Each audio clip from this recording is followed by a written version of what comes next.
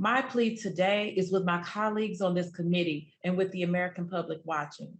Take a walk in the shoes of an 18-year-old girl from St. Louis, a Black girl, a girl who is uninsured and suffering from asthma, a health condition she likely got from the burning of fossil fuels in her community. She can't afford rent. She works a minimum wage job, and her friends consider her fortunate because at least she has a job. But even in this job, she is making less than her white counterparts. She is also 9 weeks pregnant, feeling alone and afraid. That girl is me. We don't live in a world that nurtures and cares for Black girls like me. And if the world doesn't care about a Black girl like me, then what will happen to our Black babies who grow up to be Black, grow up to become Black children and Black adults? Professor Bridges, you talk about the high mortality rates among Black pregnant people. In a world in which Roe is overturned, what harms do abortion bans pose for Black pregnant people? We will be coercing them to give birth, which is a dangerous proposition, which is something that should be embarrassing to the United States. The United States is one of it's actually the only industrialized nations that has a maternal mortality rate that is increasing. The racial disparities in maternal mortality mean that 3 to 4 times as many Black people should expect to die while attempting a birth. And so to coerce birth, which is what abortion bans and regulations do, is to coerce Black people to engage in a task that is dangerous to them.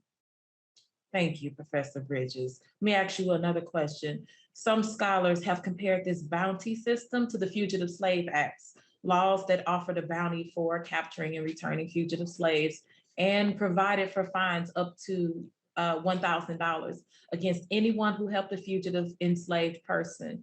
I agree.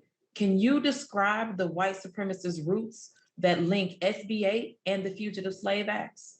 Absolutely. So the Fugitive Slave Act is a effort to ensure that people of color, Black people specifically, were human property, and that chattel slavery as an institution would be perpetuated, and that the people who purported to own those Black people would not lose their property.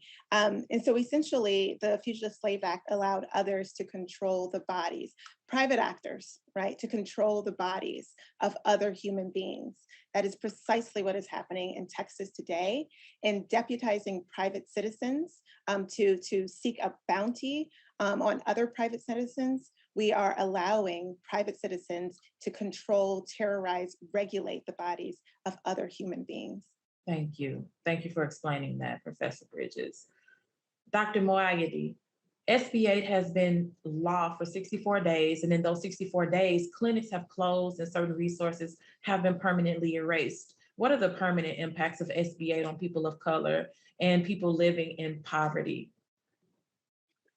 Thank you for that question. And Representative Bush, thank you again for sharing your story. It moves me and every single time, and it is the core of why I provide this care. When I first started working in abortion care and realized the desperate need for women of color to take care of other women of color, that is what inspired me to become a physician and to provide abortion care in Texas. So this issue is very dear to my heart.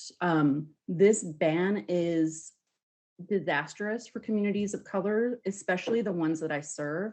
Many of the people I take care of have never left the North Texas area. So traveling to Oklahoma City even is very challenging for them. Last week, I took care of someone from the coast area in Texas that was coming to Oklahoma City, but because they had never left the state either, their friend made them a reservation in a hotel in Tulsa instead of Oklahoma City because they didn't really understand where to go. And so that's just one small story of how challenging and insurmountable getting out of the state for care can be. What is truly frightening for me is what we're going to see in the next 7 to 8 months as far as maternal mortality in the communities that I serve. Yes.